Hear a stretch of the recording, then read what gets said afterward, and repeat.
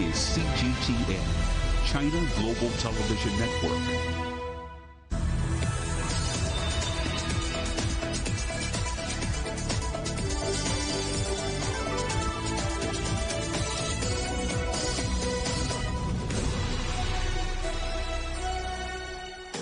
Live from London, this is Global Business.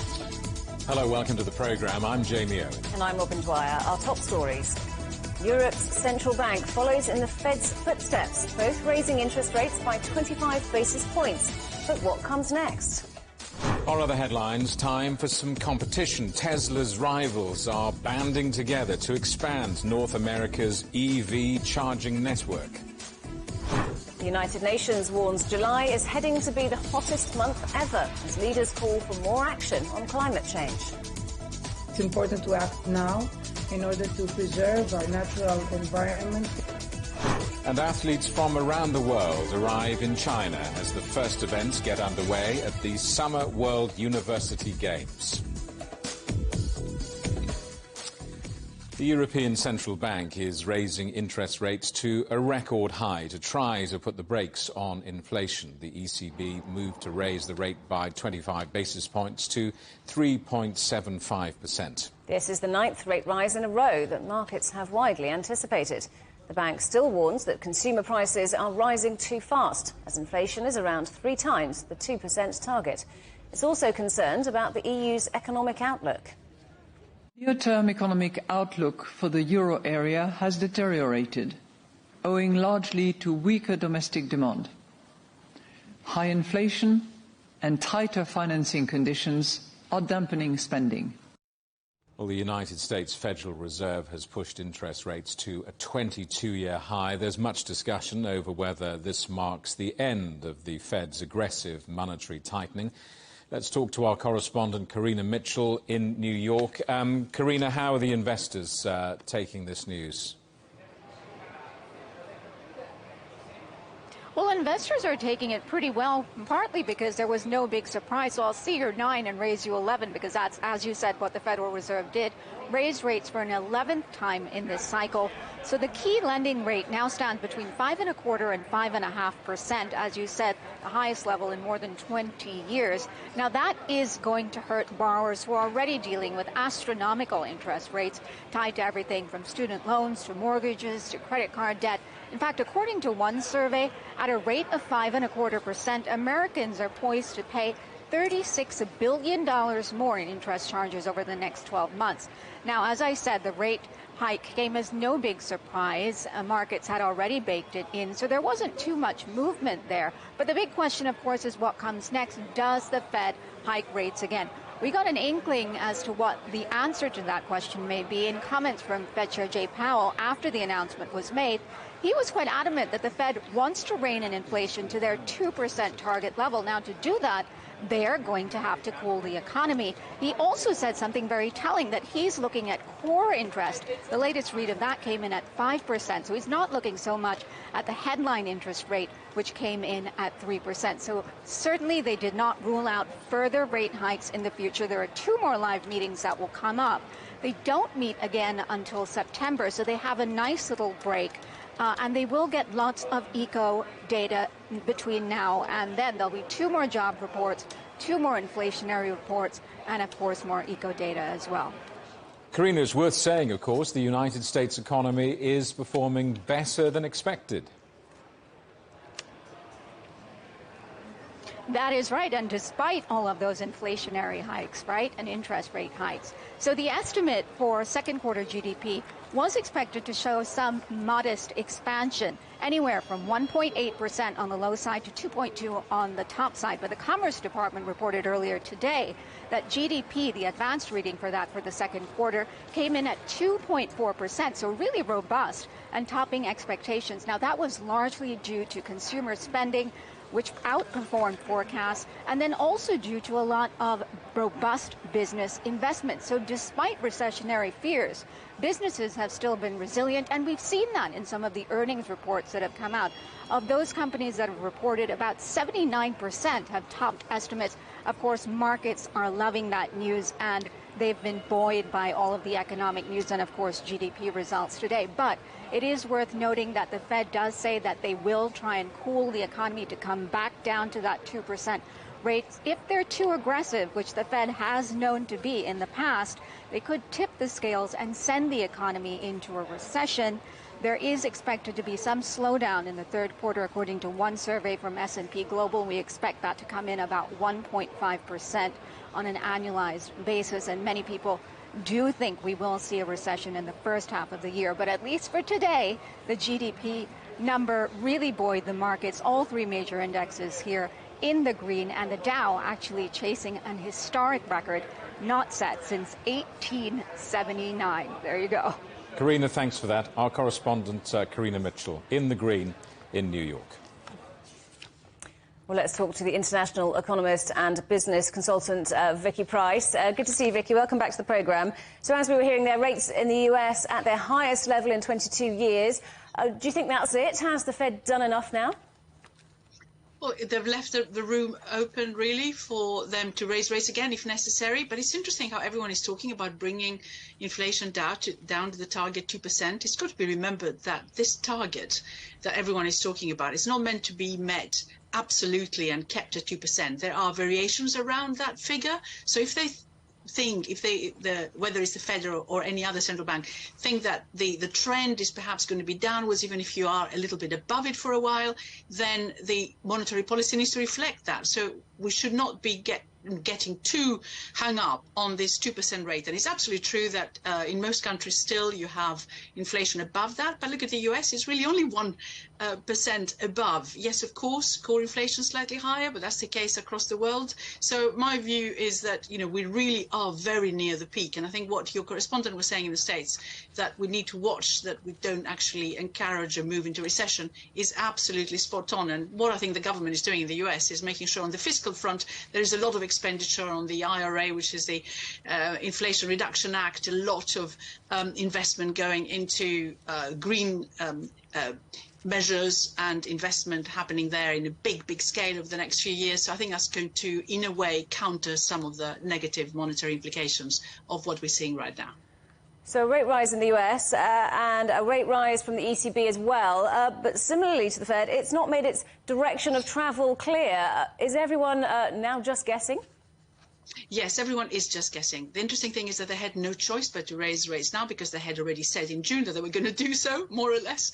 So here we are with this quarter-point increase happening. But it's interesting when you look at the words of Christine Lagarde at the conference, the press conference afterwards, and also, what the actual press release was suggesting. So the words were pretty much, we'll wait and see what happens next. We're going to be data determined. Let's find out how things are shaping up, perhaps by the time we meet again to decide. Whereas the actual press release was much more hawkish, that inflation is absolutely what it is that we're trying to master right now. But I think it's left if you like, a door open for a possibility of not raising rates again. And it is very worrying in Europe because, of course, unlike what's going on in the US, the economy is slowing down in front of our eyes. And it's very worrying right now, of course, because some of the southern European countries have done rather well because of tourism. Now with the fires and everything else, that is likely to affect that type of growth as well. So we've seen Germany, of course, itself in recession. We've seen some estimates right now in terms of what businesses are planning to do being very negative. So yes, it is very dangerous raising interest rates right at the time when the economy, in fact, instead of showing some signs of recovery, is slowing down in front of our eyes, as I said before. Vicky, great to talk to you. Thanks, as always, for joining us on the programme. That's Vicky Price, the international economist and business consultant. We're just going to take you to the United States now, where President Joe Biden is speaking about action being taken to combat the climate crisis as millions of citizens in the United States and around the world suffer from the extreme heat. The United Nations, of course, today warning that July is heading to be the hottest month ever. The climate agenda, the environmental agenda, espoused by President Biden and his supporters, likely, of course, to be a key dividing line come the next election. We'll get you more details on President Biden's speech and reaction to it much later in the programme. Turkey's central bank has almost trebled its inflation forecast for the end of the year. The rise in the cost of living is expected to hit almost 60% in December, compared to its previous estimate of 22%. The bank says it will take gradual and decisive steps to slow rising prices, despite interest rates already doubling in the past 2 months. Rising food costs and public spending pledges by President Erdogan have been blamed for the increase. Another UK bank executive has resigned over the scandal involving the account of a former Brexit campaigner. Coutts CEO Peter Flavell says he accepts responsibility for the bank's treatment of Nigel Farage. The private bank and its owner, NatWest, have been engulfed in the crisis since Farage revealed that Coutts closed his bank account in part because of his political views. Strike action at one of London's busiest airports has been called off after workers accepted improved pay offers. Nearly 1,000 people working at Gatwick, including baggage handlers and ground staff, had originally planned to walk out on Friday for 4 days. One final dispute is yet to be resolved, with a vote due to take place. You're watching CGTN. Still ahead, Electric Avenue. Why Tesla's rivals are about to introduce some competition into the charging network in the United States.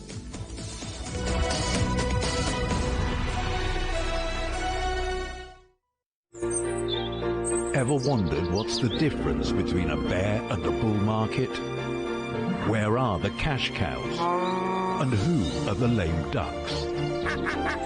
And what exactly are black swans? Grey rhinos? And unicorn companies? Make sense of it all with Global Business, only on CGTN. There's a new agenda for a new world, accelerating change in almost every part of our lives.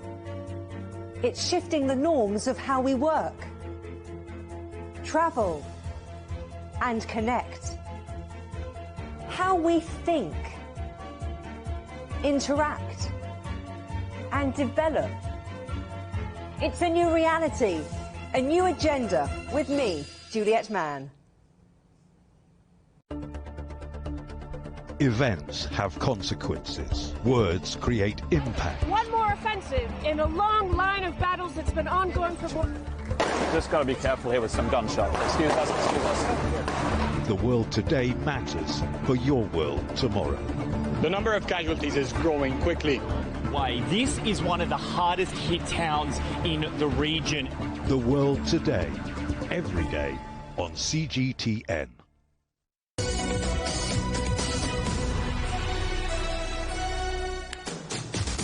Hello, welcome back to Global Business Europe.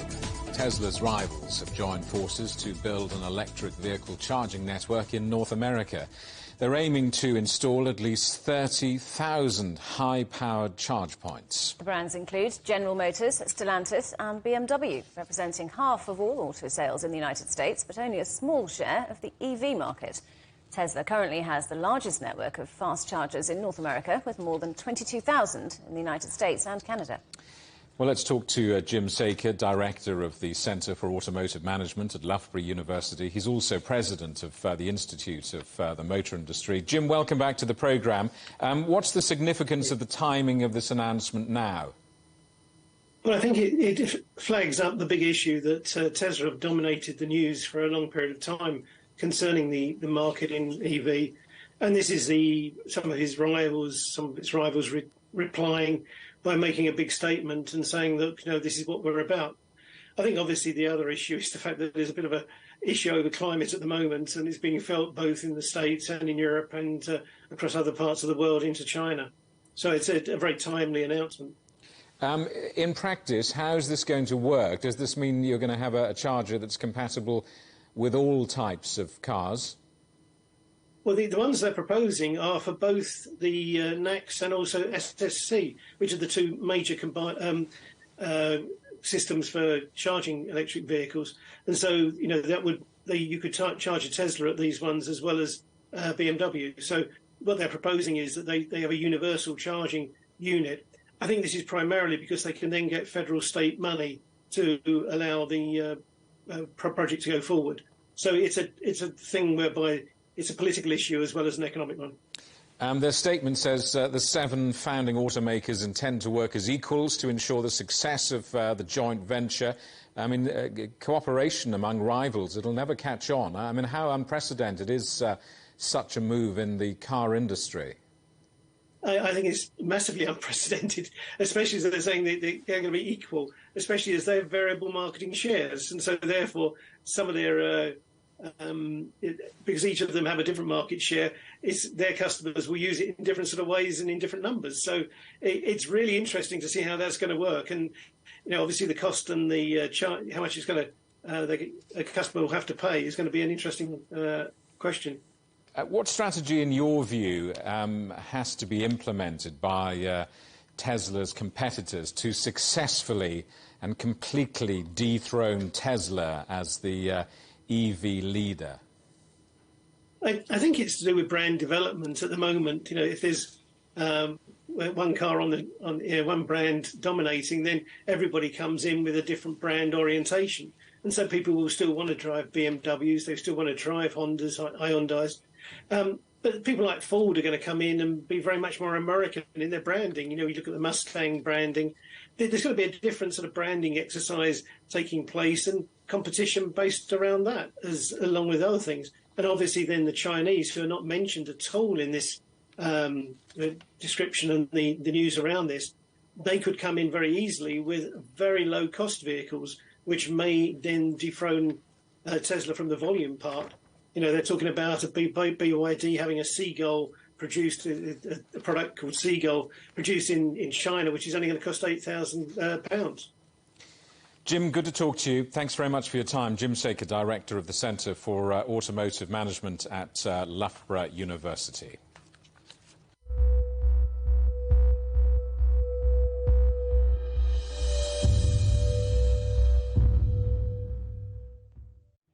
The United Nations says July is virtually certain to be the hottest month that the world has ever seen.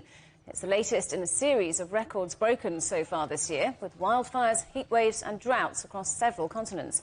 2023 had already seen the hottest June on record. UN Secretary-General Antonio Guterres has warned that the world is approaching an era of global boiling. Over the next days, July 2023 will shatter records across the board. According to the data released today, July has already seen the hottest 3-week period ever recorded, the 3 hottest days on record, and the highest ever ocean temperatures for this time of year. The consequences are clear and they are tragic. The Greek Prime Minister says more steps need to be taken to combat the effects of climate change as wildfires continue to threaten so many parts of the country. At least 5 people have now been killed. Firefighters have been battling strong winds and temperatures exceeding 40 degrees Celsius. One of the worst hit areas is the island of Rhodes. Greek Tourism Minister Olga Kefalogianni has told CGTN that the country remains safe for visitors. We faced really extreme conditions, extreme heat and extreme wind. So it's very important to know that even in extreme situations, even in extraordinary situations, you would be safe in Greece. And our aim is for Greece to be the pioneer in sustainable tourism in the years to come. This is the main aim of the ministry and also the main aim of the current government led by Kyriakos Mitsotakis.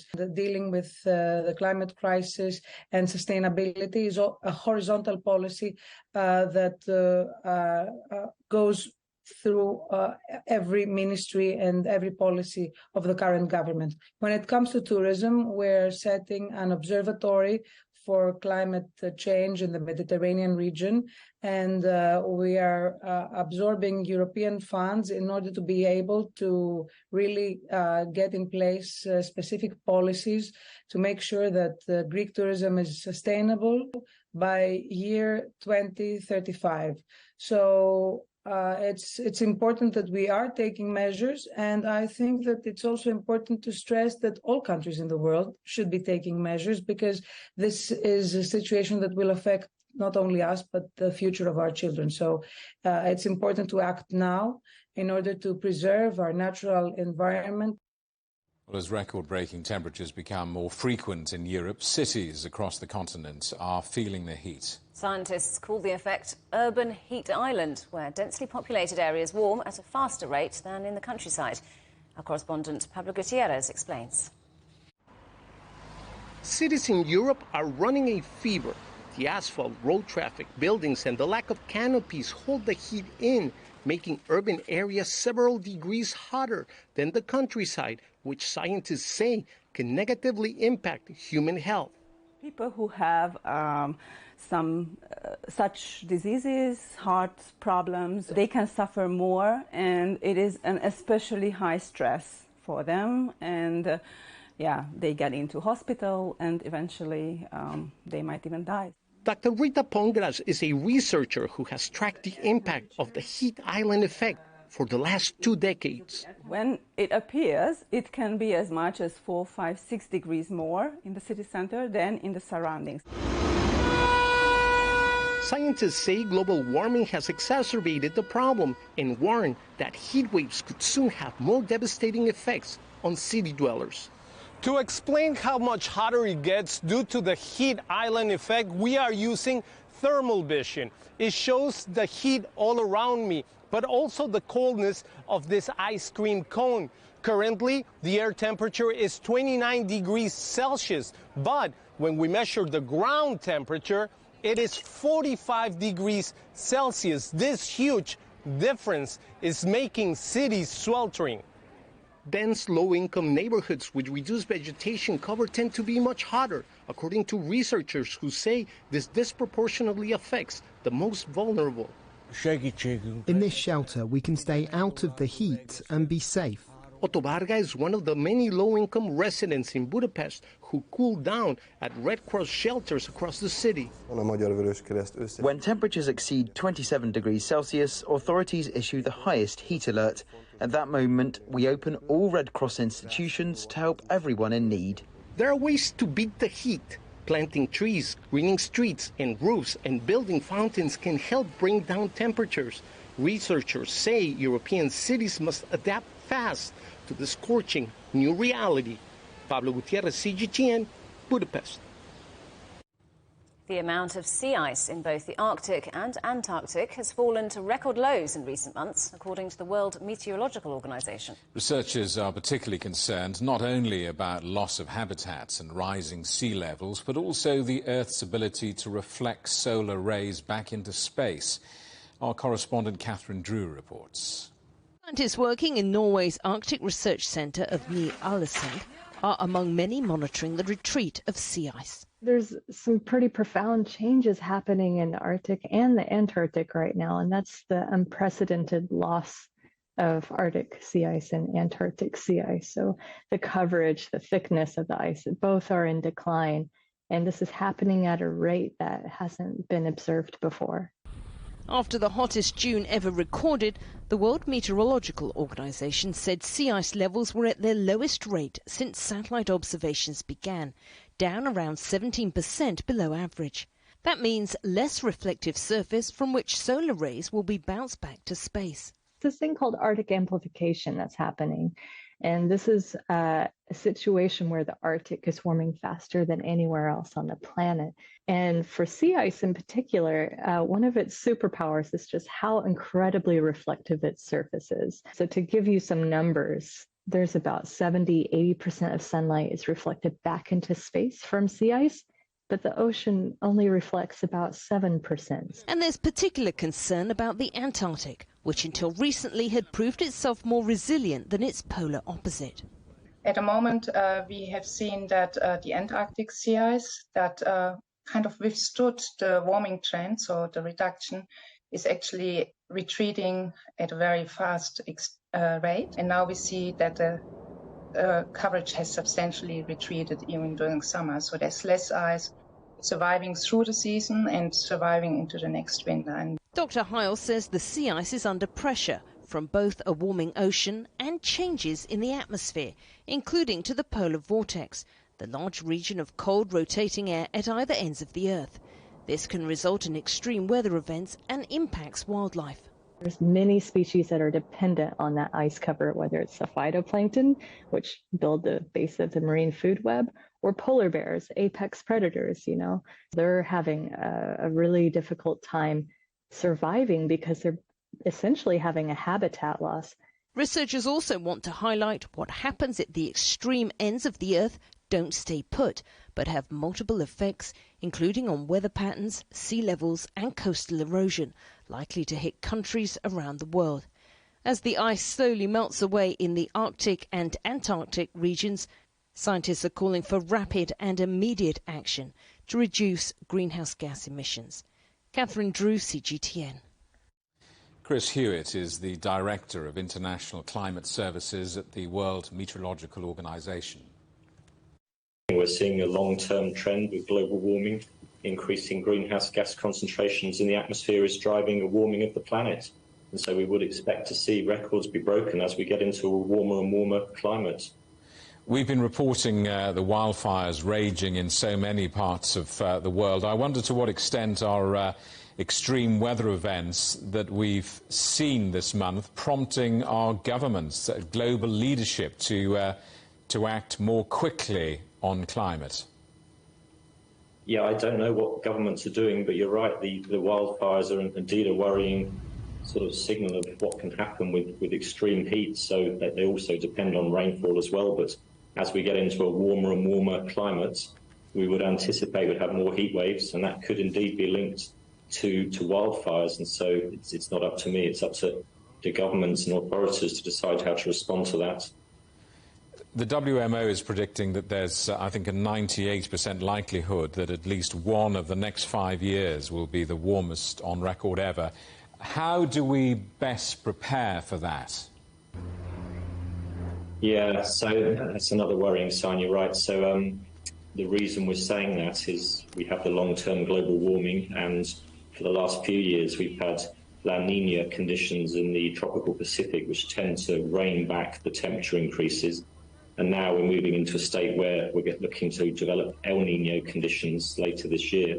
And El Nino is typically associated with warmer global average temperatures. And so that 5-year prediction, so almost or very likely that we'll see the warmest year in the next 5 years, is a combination of the long-term global warming and moving into warmer waters in the tropical Pacific influencing the global climate. So we need to prepare ourselves for potentially more records. So this July being a record month, we could anticipate we'll be breaking more records in the coming years. And as you said, very likely that we'll see a record warm year. So the warmest year on record so far is back in 2016. And so we'll be looking, unfortunately, to break that within the next 5 years. It's very easy to listen to this and, as private individuals, just absolutely despair. I mean, as private individuals, what can we do? What should we do, if anything, to make a difference? So I guess there's two aspects to that as private individuals. One is the increase in greenhouse gas emissions. So they are driving the warming. And so we can all play a role there in reducing the carbon emissions. And that will then, hopefully, if there's enough of a reduction in the emissions, limit the warming. And if there was drastic reductions, then maybe even reverse the warming. But that's a very difficult challenge. So governments tried to do this through the COP process, COP28. We had the one in Glasgow a few years ago, and Egypt last year, and this year the United Arab Emirates. So there's trying to limit the warming, and then there's also adapting to the warming. So the heat waves that we're seeing at the moment. So citizens can try and prepare themselves for hot conditions, stay inside on the hot part of the day. There are various common sense things we can all try, and also authorities are trying to keep the public informed as well about heat waves, and so hopefully people can prepare themselves for impactful weather events. You're watching CGTN. Still ahead, Niger's detained president vows to save democracy after the military declares a coup on national television.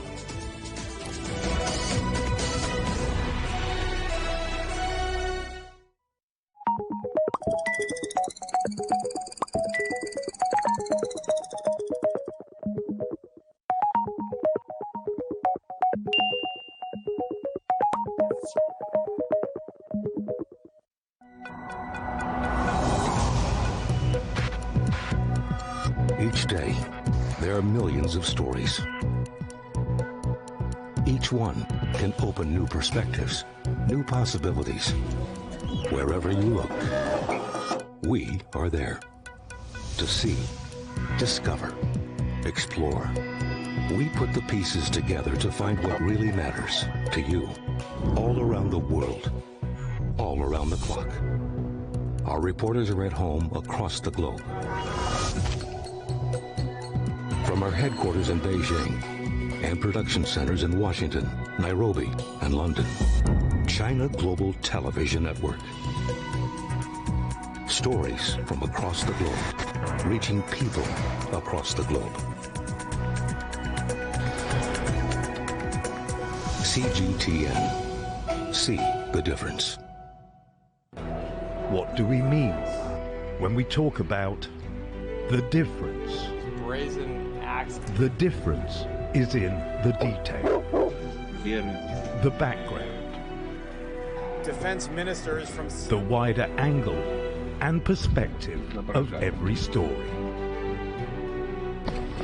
Wherever the story may be. CGTN. See the difference.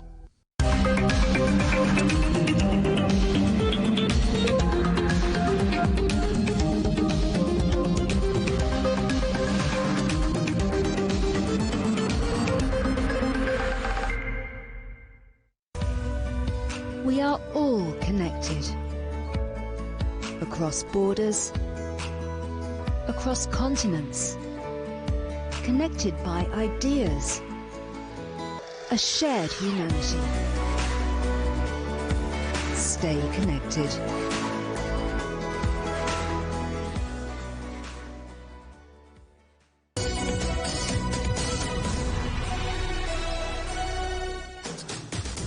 Hello, welcome back to Global Business Europe with Jamie Owen and Robin Dwyer. Our top stories. Europe's central bank follows in the Fed's footsteps, both raising interest rates by 25 basis points.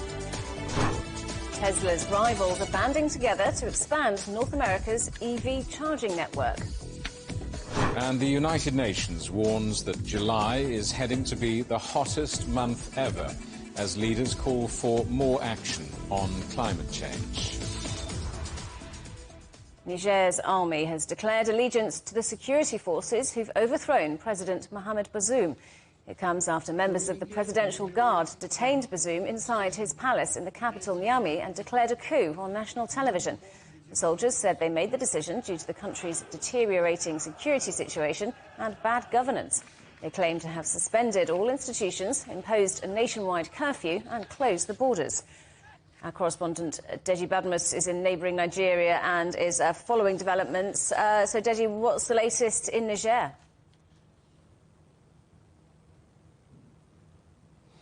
Well, unfortunately, it's not looking good at all for President Bazoum because the army chief of that country has now pledged his allegiance now to the coup plotters, saying that he supports the coup and that he doesn't want bloodbath in the country. He doesn't want any kind of confrontation.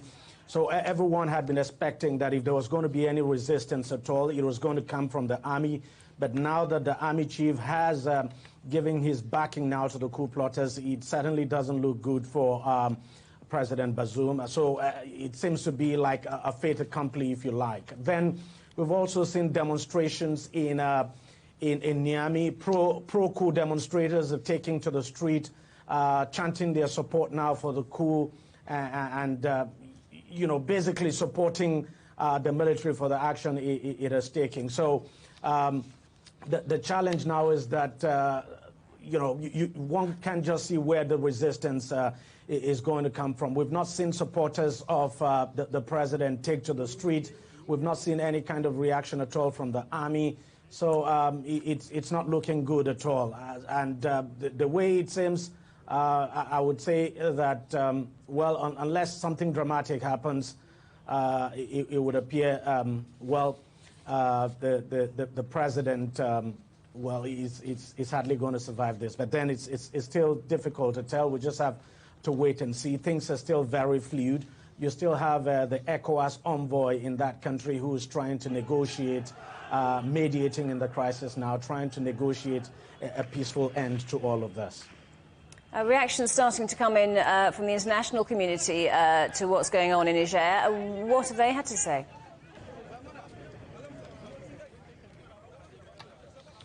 Well, all of them have basically condemned the coup, and they've asked for the immediate release of the president. I mean, we've heard from the United Nations, we've heard from the United States of America, the European Union, and of course, across Africa, the ECOWAS has spoken, and the AU too has spoken. So it's total condemnation of the coup, and all calling for the release of the president. Earlier now, this is what some of them had to say. Take a listen.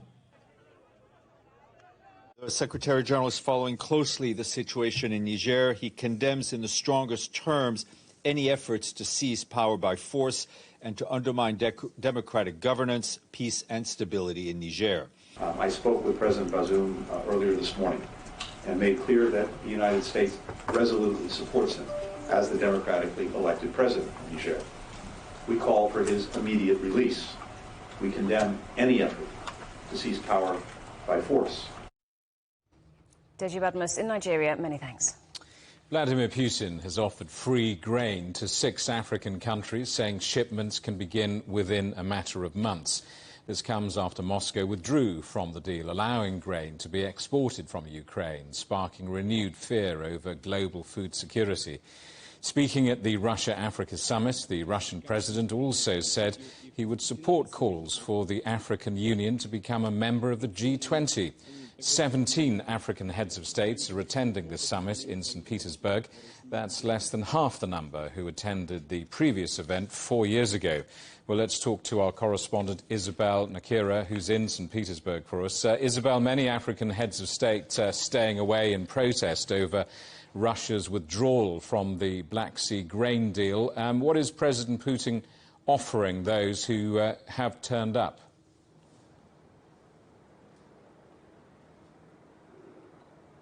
Well, President Putin has offered to give the countries that attended the summit grain. We have seen him offering 50,000 tons of grain to 6 African countries. Each will receive 50,000 tons of food in the next coming months. But many of them have not turned up. And I think that some African countries are just trying to play safe because they do not want the West or the U.S. to associate them with Russia. The U.S. funds many programs in Africa, including health, which it is the biggest funder. And I think many African countries do not want to lose this kind of funding. They may want help from Russia that has promised to help in many other sectors, but they're trying to play safe. They do not want to be seen as associating with Russia because of sanctions that could also hit them.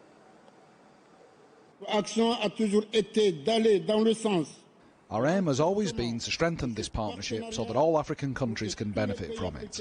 This was one of the recommendations of the last Russia-Africa summit in Sochi in 2019. But today, with the Russian-Ukrainian crisis, we have to recognise that the future of this partnership will be threatened if the crisis persists. So an agreement must be possible to try to save the thousands of people who are dependent on these imports. Isabel, a lot of concern in Washington and Brussels over Africa's position on the invasion of Ukraine. What more has been said on this?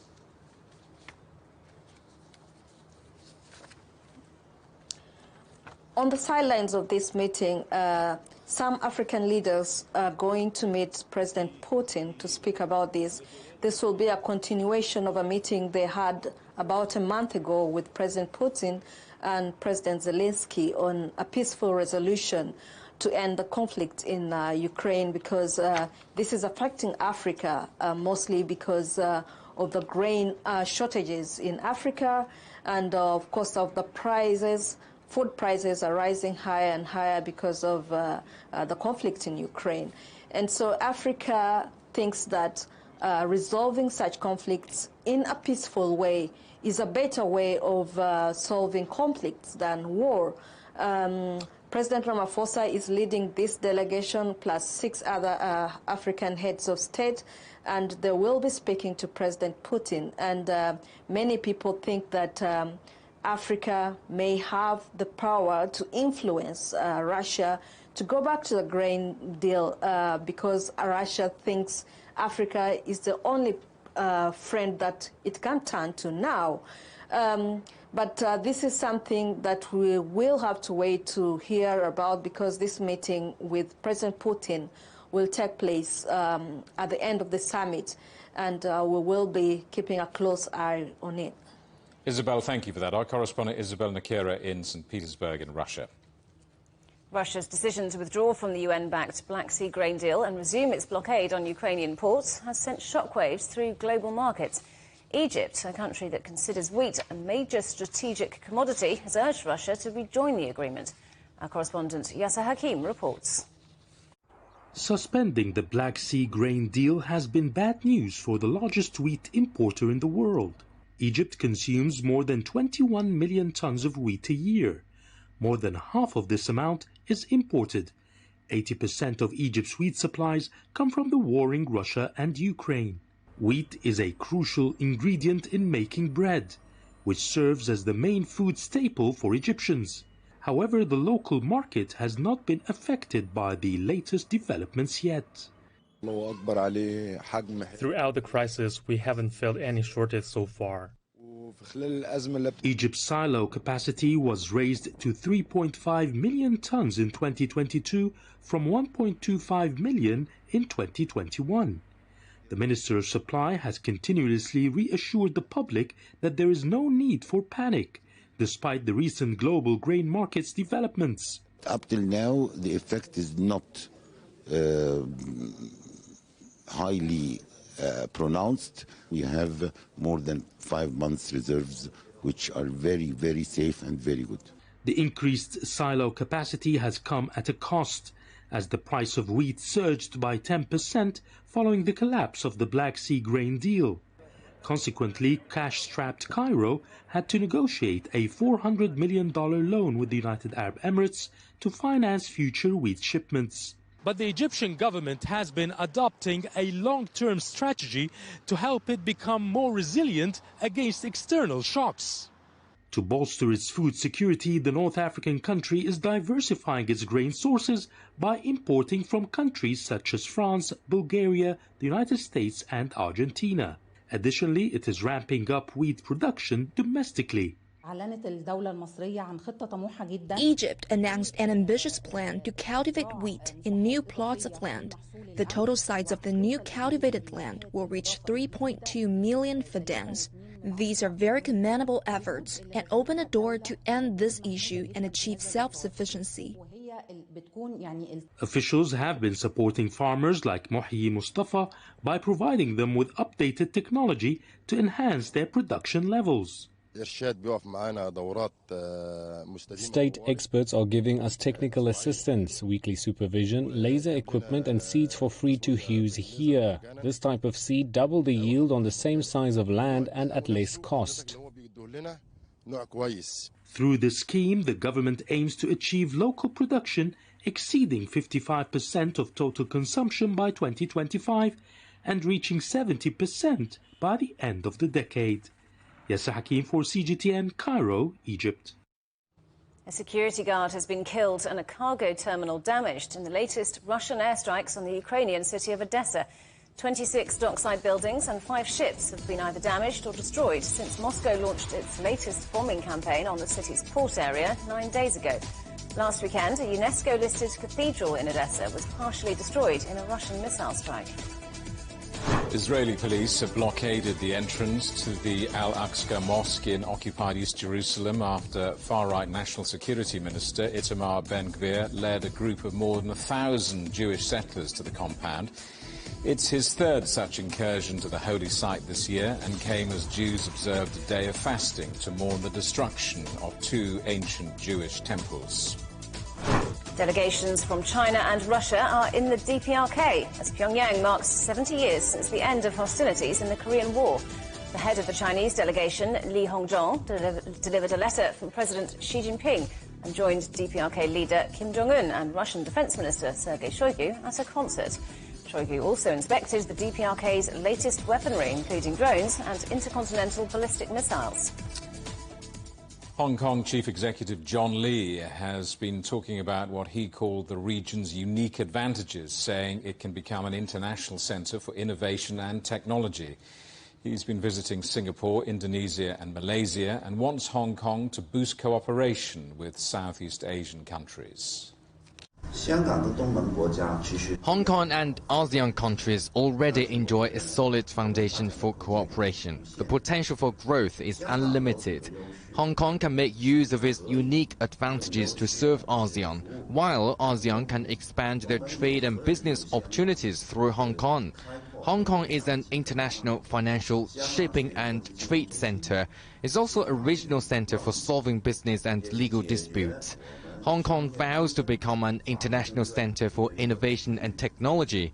This is where the East meets the West. Our air freight has been ranked in the world's top spots for years, and we want to build our airports into a regional hub. Hong Kong is the bridge between the Chinese mainland and the rest of the world. It can help ASEAN gain better access to the mainland market.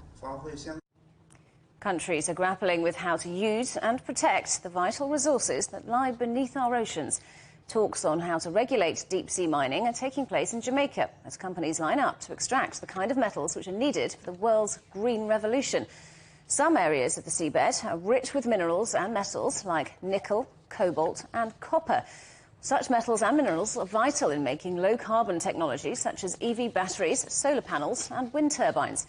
Land deposits are being drained, but seabed reserves could be several times higher than all the land-based reserves combined. But deep-sea mining is deeply divisive. Some big companies have vowed not to buy metals produced by deep-sea mining. They're among the first businesses to support a call by the World Wildlife Fund for it to be halted while the environmental consequences are assessed.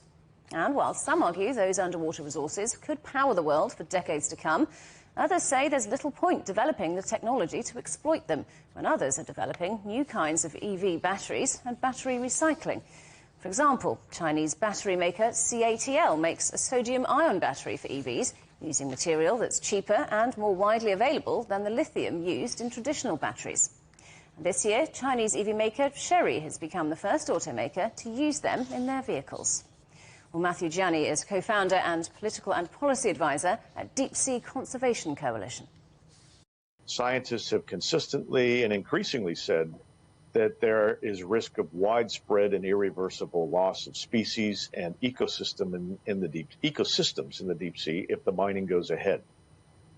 For example, on the question of recovery, scientists have said that in the area where the greatest commercial interest currently lies, which is in the Eastern Pacific, mining for so-called manganese nodules, that the species that depend on these nodules, that live off these nodules, may take millions of years to recover, and even the species living in the sediment areas surrounding these nodules may take hundreds to thousands of years to recover. So there's an increasing call for pausing the whole process until more scientific information is available and informed decisions or judgments can be made on what the potential impacts of seabed mining would be, given the warnings that they may be irreversible, and whether they could be managed, the mining could be managed to prevent these sorts of impacts. We're talking, though, aren't we, about metals and minerals that could be vital to our green transition. Some analysts say it's vital we access those stores under the sea in order to help us through that green transition. Do they have a point? I don't think so. It's a misleading argument. And it's a false choice between mining on land and mining at sea. And we're not the only ones saying this. There was a recent report by the European Academies of Science Advisory Council, which basically said the idea that terrestrial mining, that deep seabed mining is better than mining on land for these metals, or that the world needs these metals from the deep sea to transition to green economies, is a misleading argument, and in many respects it's greenwash. The reality is I mean, just in China alone, you have the world's largest automobile manufacturer selling BYD, Build Your Dreams, selling the largest electric vehicle manufacturer, I meant to say, selling all of its automobiles with lithium iron phosphate batteries. So no cobalt, no nickel, none of the metals that would be mined in the deep sea. And the mining industry, the seabed mining industry, is banking on the electric vehicle market and the increasing commitments to transition from fossil fuel to electric vehicles to sell cobalt and nickel, which would be mined in the deep ocean areas. But we're seeing the EV market moving away from high-cost metals such as cobalt and nickel and replacing them with low-cost, much more abundant, and as it turns out, safer materials, in this case, lithium iron phosphate batteries. The world is facing a global climate crisis. And what people may not realize is that the oceans absorb 90% of the excess heat we've been putting into the atmosphere as a result of greenhouse gas emissions, but also absorbing about 25% of the CO2, the excess carbon dioxide emissions that we've put into the atmosphere since the beginning of the Industrial Revolution. We need the ocean to continue to act as a natural carbon sink and heat absorber. The world would be much harder today, and these heat waves would be both longer and more severe if the oceans weren't providing us a buffer against the warming that we're causing by CO2 emissions. And that's another big concern about deep seabed mining. It may interfere with the ocean's so-called biological carbon pump, which draws carbon down out of the atmosphere and sequesters it into the deep sea sediments in areas where mining could or would occur. You're watching CGTN. Still ahead, athletes from around the world head to China for the World University Games, featuring 269 events across 18 sports.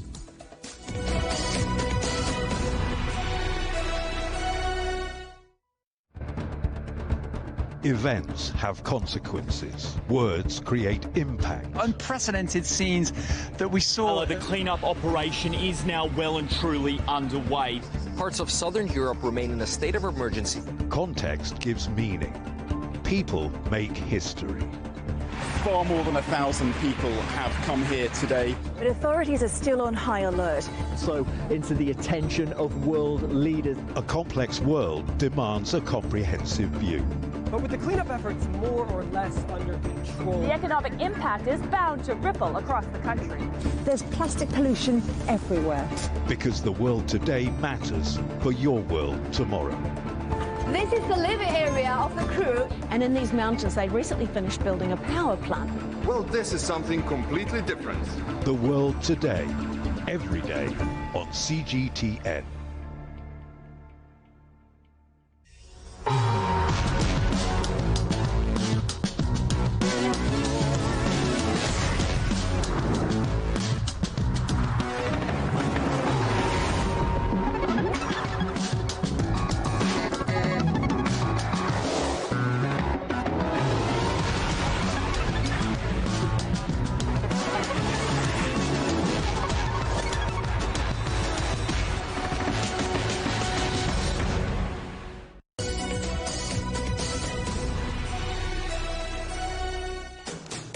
Welcome back to Global Business Europe.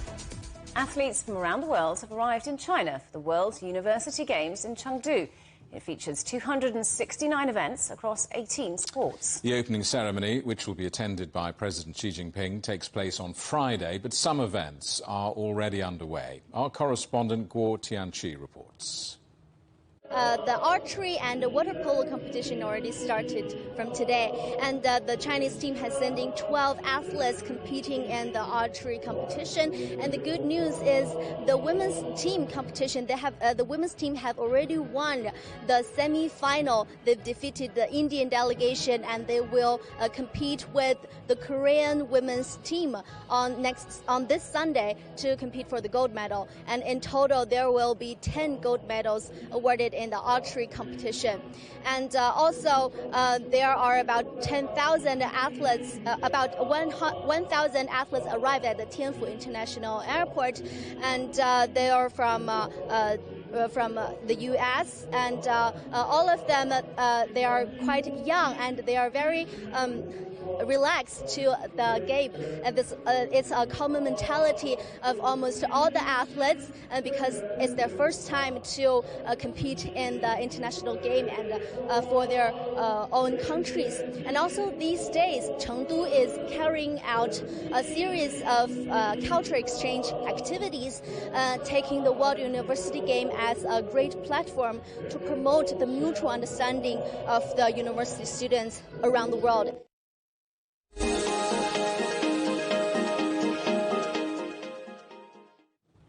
Football, and Nigeria came from behind to beat Australia 3-2 and leave the co-hosts in danger of an early exit at the Women's World Cup. Australia went ahead in first-half stoppage time, but Nigeria equalised 5 minutes later and then added 2 more in the second half.